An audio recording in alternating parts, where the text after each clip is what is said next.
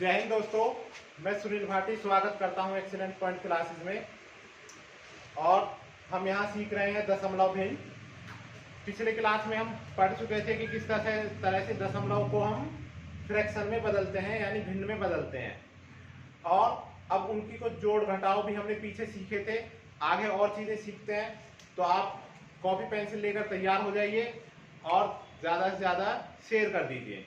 तो आइए चलते हैं अपने क्वेश्चनों की तरफ। तो लास्ट हमने क्या सीखा था? प्लस कैसे करते हैं, माइनस कैसे करते हैं। जैसे एक क्वेश्चन हम फिर से ले लेते हैं, 2.475 पर बार प्लस 3.268 पर बार। तो इस तरह से दो बार हैं, तो कैसे सॉल्व करेंगे इनको? हम 3 से 4 बार इनको लिख लेंगे और फिर हमको पता लग जाएगा कि क्या चीज रिपीट हो रही है और क्या रिपीट नहीं हो रहा है। ऐसे भी हो सकता है, यहां मैंने 2 अंक लिखे हैं, केवल 1 अंक हो। तो करते हैं इसको 2.475757575 3.268686868 जोड़ लेते हैं फटाफट। ये 13, ये 14, तो ये भी 14, ये फिर से 14, ये फिर से 14, ये और ये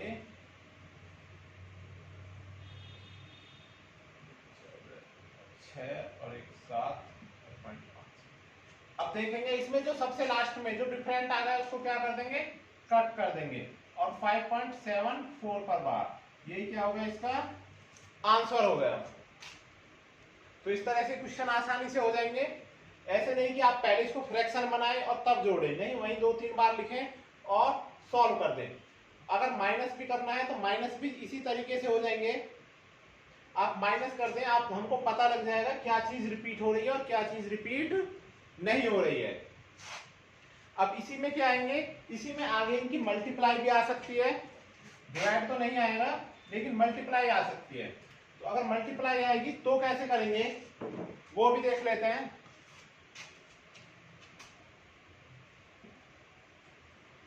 थ्री पॉइंट 833 पर बार इंटू 2.56 पर बार, ये दो मल्टीप्लाई करनी है। तो अब ध्यान रखें, जब हमें इनकी मल्टीप्लाई करनी है तो मल्टीप्लाई करते हुए हमें फ्रैक्शन बनाने पड़ेंगे, तब आसानी से होगा। हालांकि इनको हम दोनों तरह से कर सकते हैं, लेकिन जब मल्टीप्लाई हो तो क्या कर लें, उसको फ्रैक्शन बना लें, या डिवाइड हो तो भी फ्रैक्शन बना लें और फिर उसे पलट के मल्टीप्लाई कर दें। तो इसका फ्रैक्शन बनाएंगे, कितना आएगा, तो 3 तो हमारे आगे आ जाएंगे, जैसे हमने पिछले क्वेश्चनों में किया था 3। सही, यहां कितना आया, 83 है। और एक अंक पर बार था तो एक बार 9, और एक पर बार नहीं था तो उसके लिए क्या आया, 0। और माइनस के क्या हो गए, 8, यही हो गए। तो 3 ओवर ये घटा देंगे, इसमें से कितना बचेगा, 75/90 इंटू, ऐसे इसे करेंगे 2 सही, ये आ गया हमारा 56, 1910 और माइनस कर देंगे 5।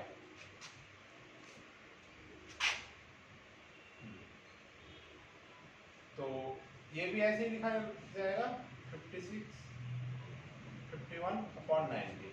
कुछ काट लेते हैं, अगर चीजें कटती हैं, जैसे कट रहा है 15 से 5 बार, 15 से 6 बार, और ये 3 से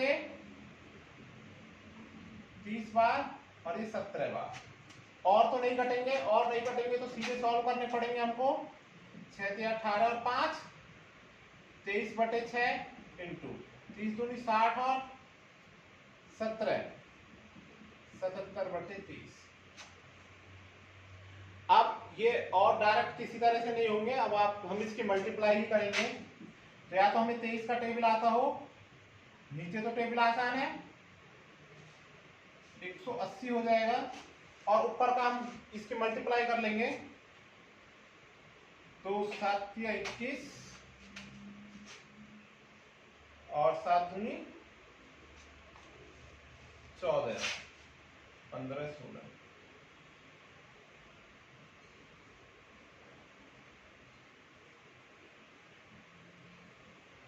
आप अलग से मल्टीप्लाई कर लीजिए इसकी यहां पर।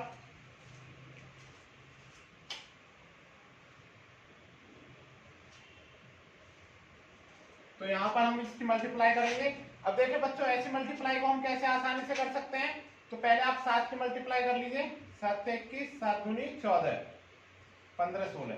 अब ये 77 था, ये हमने अपने दिमाग में तोड़ लिया था 7 गुणा 11 है। तो आगे 11 की मल्टीप्लाई रहने दीजिए। और 11 की मल्टीप्लाई बड़ी आसान होती है। यानी यहां से हम क्या लिखेंगे, इसे लिखेंगे 1, 1 और 6 7, और 6 और 1 फिर से क्या आ गया 7, और फिर से 1 बटे 180। तो 11 की मल्टीप्लाई कैसे करते हैं, यहां हम देख लेते हैं। 257 इंटू 11 है। तो सबसे पहले पहला अंक लिखेंगे 7, फिर 7 और 5 इन दोनों को जोड़ लेंगे 12 2, फिर 5 और 2 7, और एक पीछे का कैरी जो कैरी बचा था वो 8, और फिर लास्ट में 2। तो इस तरह से हम 11 की मल्टीप्लाई कर लेते हैं। तो ऐसे कोई क्वेश्चन आए तो इस तरह से 11 की मल्टीप्लाई या इस तरह से कर इसको हम आसानी से सॉल्व कर सकते हैं। तो अब इसे सॉल्व करेंगे आगे। अब यहां से थोड़े से हमारे ऑप्शन मदद करेंगे। क्या मदद करेंगे बच्चों, ऑप्शंस। ऑप्शंस हम देखेंगे कि ऑप्शंस कितने हैं। यदि ऑप्शंस बहुत ज्यादा डिफरेंट है तो थोड़ा भाग लगा के देख लेंगे, ज्यादा डिफरेंट है तो थोड़ी भाग में पता लग जाएगा, ज्यादा क्लोज ऑप्शन है तो ज्यादा हमें सॉल्व करना पड़ेगा। तो इससे आगे हम ऑप्शन के बेस पर करेंगे। कुछ क्वेश्चन हम लेंगे ऑप्शंस पर आधारित। अगला क्वेश्चन लिखें।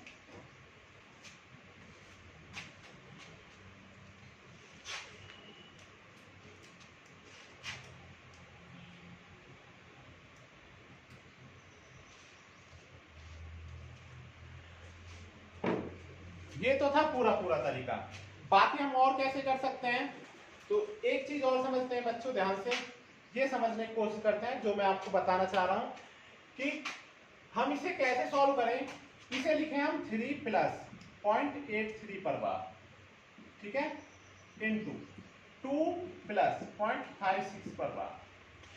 अब ऐसे में हमारे ऑप्शंस कैसे मदद करेंगे, हम यहां देखते हैं 3 दूनी 6, 3 की गुणा इसमें करी प्लस, अब इस 3 की गुणा यहां करेंगे तो देखिए 6 से 18 और 15 16 हुआ, तो 1 पॉइंट, इस 3 की गुणा इसमें कर दी, 3 की गुणा है ना इसमें 56 में, तो ये हमारा कितना है 6 से 18 और 15 और 1 16, लगभग इतना आ गया। अभी बार को ध्यान नहीं करेंगे।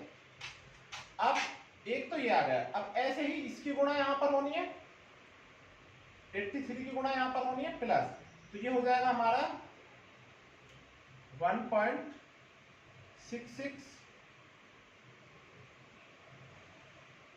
प्लस, अब इन दोनों की गुणा होनी है। अब इन दोनों की गुणा होगी वो कहां जाएगी, वो पॉइंट में ज्यादा में अलग चली जाएगी। तो हम केवल जो मोटे मोटे तौर पर है इसको सॉल्व कर लेंगे। इसे सॉल्व करेंगे तो हम देखेंगे हमारा क्या आएगा, 6 और 8 4 12 13 8 और 1 9, 9.34 प्लस प्लस इन दोनों की मल्टीप्लाई और रह गई, ठीक है। अब ऐसे में हमारे ऑप्शन छट जाएंगे। तो ऐसे नहीं कि आप पूरा इक्वेशन करें, इसको इस तरह से टुकड़ों में बांटें और आसानी से आप देखेंगे ऑप्शन हमारे छट जाएंगे। तो इस तरह से यूज करना है। लेकिन इसके बाद भी अगर आपके ऑप्शंस क्लोज रहते हैं, बहुत ज्यादा क्लोज रहते हैं, तो ऐसे नहीं कि आप अब ये सॉल्व करने बैठ जाए, यहाँ पर ये कहें कि 83 इंटू 5 56 करना है और तब सॉल्व करना है, नहीं, ज्यादा ऐसी जरूरत नहीं है। सिर्फ मोटे मोटे तौर पर कर लें। ये जीरो ले लिया हमने, तो 8 पंजे 40 और 2 जीरो, ये तो लगभग कितना आएगा हमारा,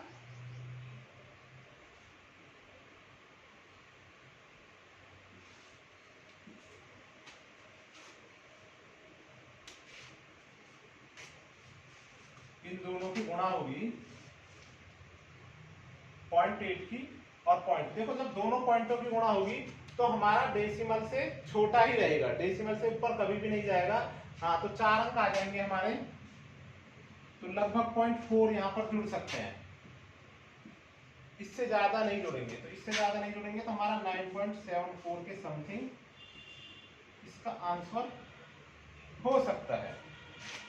ठीक है, क्योंकि ऐसे तो हम पूरा सॉल्व करेंगे तो हमारा सारा क्वेश्चन खत्म हो जाएगा, सारा टाइम खत्म हो जाएगा। और हम ऐसा भी नहीं कर सकते कि एक क्वेश्चन के लिए इतना समय निकाल दें, एक क्वेश्चन हमें एक नंबर से ज्यादा तो देगा नहीं, सब क्वेश्चन बराबर मार्क्स के हैं, तो क्यों ना दूसरा क्वेश्चन किया जाए। तो इस तरह से करेंगे और ऑप्शन के आधार पर इनको सॉल्व करेंगे। आगे बढ़ते हैं, आगे कैसे फ्रैक्शन में क्वेश्चन आते हैं।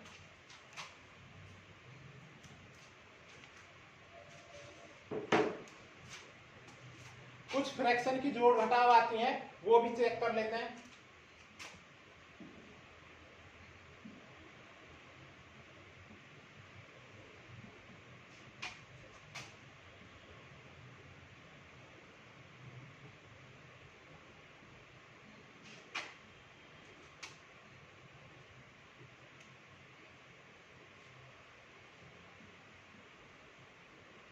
इस तरह से जोड़ है, तो इस तरह से यदि एडिशन है तो हम कैसे करेंगे इसको। अब इसमें टेबल मत पढ़ने लग जाना, इसको पहले तो हम सीधा करें। 9 थे 72 प्लस 7, 5 6 30 प्लस 5, 12 3 36 प्लस 11। तो ऐसे करेंगे तो ये काफी लेंथी हो जाएगा। कैसे करना है ध्यान से समझना है। ये जो आगे सही लिखे होते हैं इनको प्लस में तोड़ सकते हैं। 8 plus 7/9 plus 5 plus 5/6 plus 3 plus 11/12। तो हम किस किस को जोड़ेंगे, पहले 8 5 और इनको जोड़ लेंगे तो कितना होगा 16 प्लस। अब ये जो बाकी बचे इनको अब सॉल्व करेंगे। तो बाकी 9 6 और 12 का एलसीएम क्या होता है 36 होता है। 9 चौक 36, तो 4 सत्ते 28, 6 6 36, 6 पंजे 30, ये 3 बार तो 11 तिया 33, तो 16 प्लस। अब ये कितना आया, इसे सॉल्व कर लेंगे हम। यह है हमारा 1 6 और 2 8 और 1 9, तो 36 दूनी कितने होते हैं 72, तो 2 तो पूरे आ गए यहाँ पर। और 72 के बाद कितना बचा, 72 के बाद 18 में 19 है ना बटे 36। अब ये जो 2 है ये भी आगे जोड़ दिए जाएंगे, 18 सही 19 बटे 36। इस तरह से आंसर करेंगे, ना कि इनको यहां पर हम सीधे करने लग जाएंगे। तो हर एक को अलग अलग इस तरह से तोड़कर तब इनको सॉल्व करेंगे। ये चीज क्लियर है। और क्या क्या चीजें हम यहाँ डेसिमल फ्रैक्शन में कर सकते हैं वो भी समझ लेते हैं।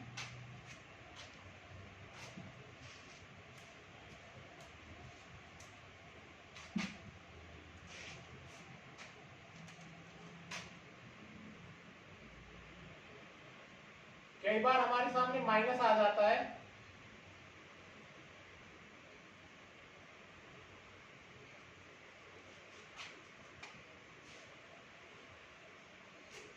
अठारह माइनस 11 बटे 17, इस तरह का कोई माइनस आ गया तो कैसे का सॉल्व करेंगे इसे। आप कहेंगे 17 में इसमें टेबल पढ़ेंगे फिर माइनस करेंगे, नहीं ये एक लेंथी प्रोसेस हो जाएगा। हम इस 18 को तोड़ लेंगे। 18 को किस में तोड़ सकते हैं, 18 को इसके नजदीक यानी हम तोड़ेंगे 17 प्लस 1 माइनस 11 बटे 17। अब 17 कम 17 से 11 गए तो कितने बचे, अब प्लस आ जाएगा 6 बचे 6 बटे 17। अब इसको एक साथ मिला के लिख देंगे 17 से 6 बटे 17, यही आंसर होगा। ये बात क्लियर है, समझ रहे हैं। और कहां कहां यूज होगा इसका, जैसे कई बार माइनस आ जाता है हमारा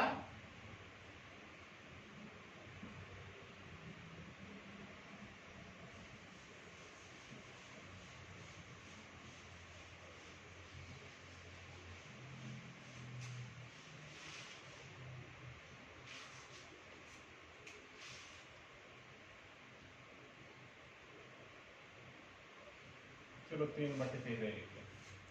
तो इसको कैसे सॉल्व करेंगे यहां समझते हैं। तो तो इसको हम ऐसे ही लिखेंगे 8 प्लस 3/11 माइनस 5, और ये माइनस है तो इसे भी माइनस करेगा, 3/13। 8 में से 5 गए 3, प्लस 3/11 माइनस 3/13। तो इसका एलसीएम ले लेंगे हम, 11 गुणा 13 कितना होगा, 11 की गुणा तो आसान है, 3, 3 और 1 4 और 1 143। तो 13 की गुणा हुई, 13 थी 39 माइनस 11 थी 33, तो कितना बचा 6। 3 प्लस 6/143, यानी 3 सही 6/143।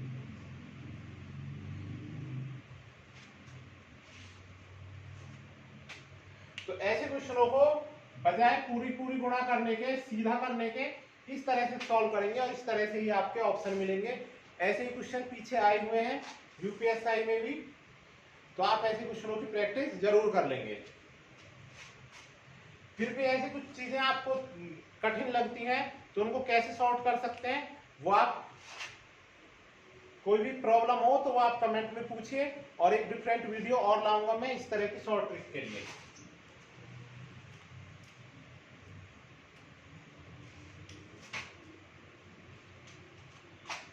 इससे अलग फ्रैक्शन में कई बार हमसे पूछता है कि एक क्रम में लिखिए, आरोही क्रम में या अवरोही क्रम में।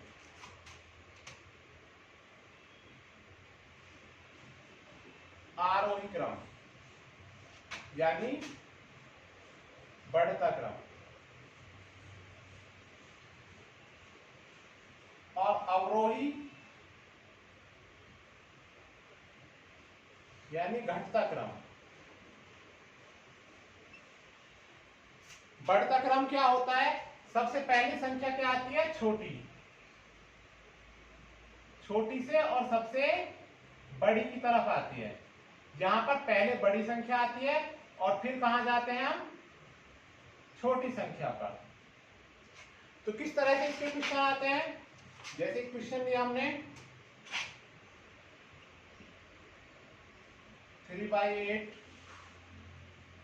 5/7, 2/7,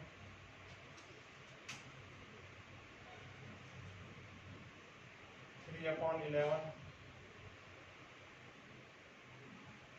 5/30। ये लिखी है 5 संख्याएं, और इनको आरोही क्रम में लिखना है। आरोही क्रम, आरोही क्रम क्या होता है, बढ़ता क्रम, छोटी संख्या से बड़ी की तरफ, और अवरोही क्या होता है, घटता क्रम, बड़ी संख्या से छोटी। इसको इंक्रीजिंग ऑर्डर कह देते हैं,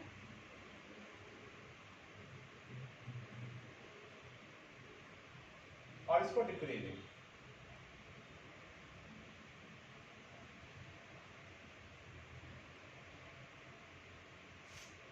बढ़ता क्रम, घटता क्रम, असेंडिंग ऑर्डर, डिसेंडिंग ऑर्डर, ऐसे भी।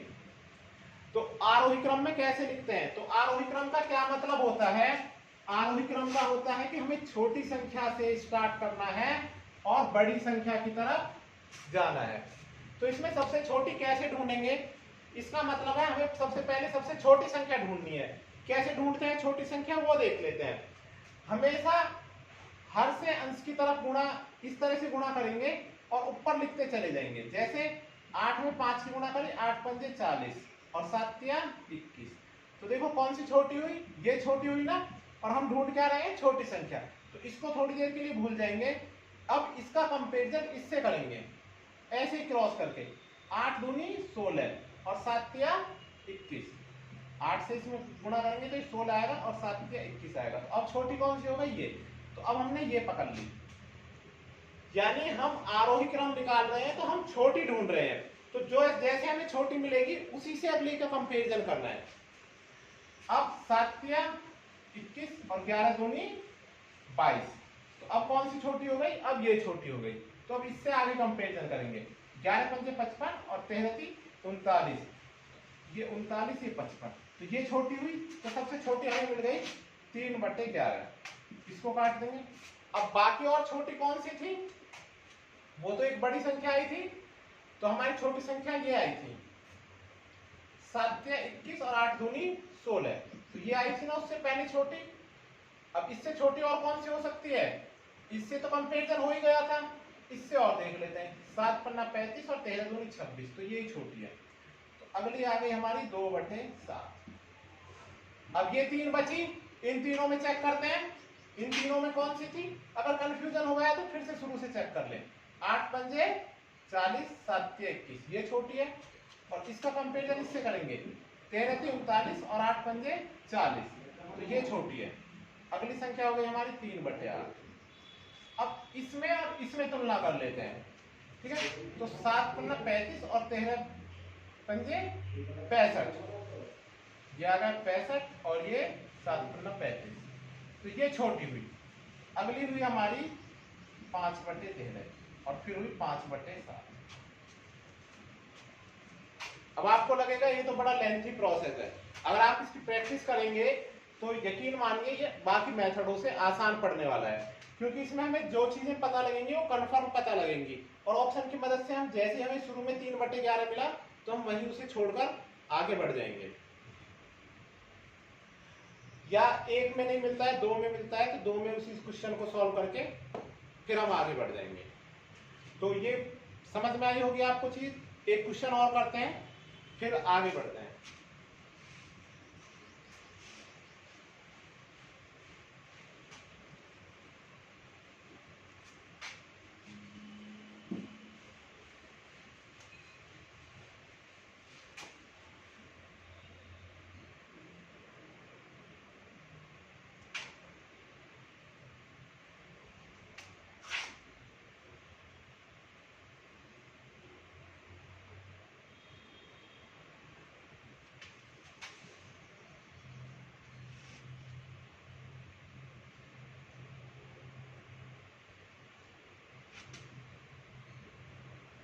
इस सबको अवरोही क्रम में लिखना है, इन सभी को अवरोही क्रम में लिखें। तो अवरोही क्रम क्या होता है, यानी डिक्रीजिंग ऑर्डर, घटता हुआ क्रम। घटता हुआ क्रम में क्या लिखा जाता है, घटते क्रम में पहले सबसे बड़ी संख्या लिखी जाती है। यहाँ पे क्या लिखी जाएगी, बड़ी संख्या, और कहां चले जाएंगे, छोटी पर। तो यानी हमें सबसे बड़ी ढूंढनी है, हम हर बार बड़ी ढूंढते रहेंगे और जैसे मिलती रहेगी उसको काटते रहेंगे, अगली दूसरी बड़ी ढूंढते रहेंगे। अब बड़ी ढूंढना बड़ा आसान है, जैसे छोटी ढूंढी तो देखेंगे क्रॉस गुणा करके 9 × 13, तो 13 निम्मा कितने होते हैं 117, 15 अट्ठे 120, तो ये बड़ी हो गई ना भी संख्या। अब बड़ी ढूंढ रहे हैं छोटी, हम ढूंढ रहे हैं बड़ी संख्या, तो इससे आगे कंपेरिजन करेंगे। 9 तिया, तो इसे थोड़ी देर के लिए छोड़ देंगे, 9 तिया 27 और 4 अट्ठे 32, ये 27 आया, ये 32 आया, तो अभी भी ये संख्या बड़ी है। अब इससे इसको कंपेरिजन करेंगे, 11 अट्ठे 88 और 9 निम 81, ये 81 ये 88, अभी भी ये बड़ी है। इसको उससे कंपेरिजन करेंगे, 9 सत्ते 63 और 8 धाम 80, ये बड़ी। तो हमें अभी तक ये ही बड़ी मिली, तो हमने ये लिख ली सबसे पहले 8/9। अब ये काट दी, अब इस बाकी में बड़ी संख्या ढूंढेंगे, तो 15 थी 45 और 13 चौका 52,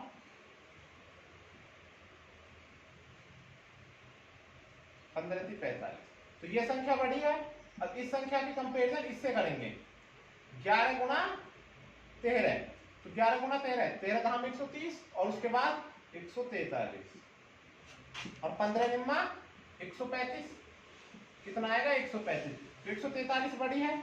अब इसकी कंपेरिजन इससे करेंगे, 13 धाम 130 और 15 सत्ते 105, तो ये ही बड़ी है। दूसरी हो गई हमारी 13/, बाकी 3 में ढूंढेंगे,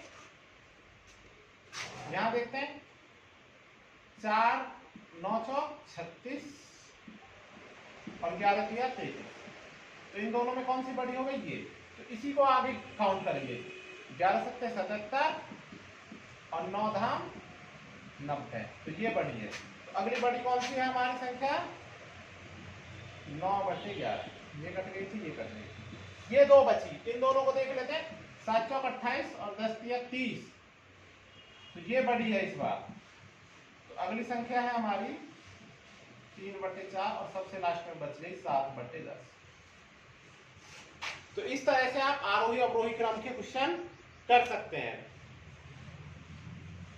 दूसरा हम भाग लगाकर भी कर सकते हैं, आप सब में 0 बढ़ा लीजिए और भाग लगा लगा के देख लीजिए। लेकिन आप एक क्रॉस वाला मेथड की यदि प्रैक्टिस करेंगे तो ये भी बहुत आसान है। और दूसरा मेथड हमारा क्या है कि हम सभी में क्या कर लें, एक एक 0 बढ़ा लें और सब में भाग लगा के देख लें। लेकिन अगर आप एलसीएम वाला तरीका करेंगे तो वो हमेशा लेंथी हो जाएगा और ज्यादा समय खर्च होगा। तो दो ही तरीके करने हैं, या तो क्रॉस गुणा का या भाग विधि का। जिस पे ज्यादा प्रैक्टिस कर लेंगे वो ही हो जाएंगे। तो आप इस तरह से इनको करते रहिए। मिलते हैं अगली क्लास में। और आप तब तक दबाकर शेयर कर कीजिए, ज्यादा से ज्यादा लाइक कीजिए। Thank you very much.